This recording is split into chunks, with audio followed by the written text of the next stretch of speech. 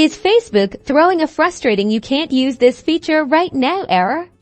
You're not alone, and thankfully, we've got the quick fixes to get you back online. First, let's tackle those pesky temporary files on your mobile app. Head to your phone settings, find the Facebook application, and look for the option to clear cache if you're on a computer. Navigate to your browser's settings, find the privacy or history section, and clear your cache and cookies. This often resolves temporary glitches that block features. Next, ensure your Facebook app is up to date. Go to your phone's app store, search for Facebook, and if an update is available, install it. Developers frequently release updates to squash bugs that cause errors like this. A stable internet connection is crucial. Try disconnecting from your Wi-Fi and reconnecting, or switch to mobile data if you're on your phone. Sometimes a weak or unstable connection can make specific features unavailable.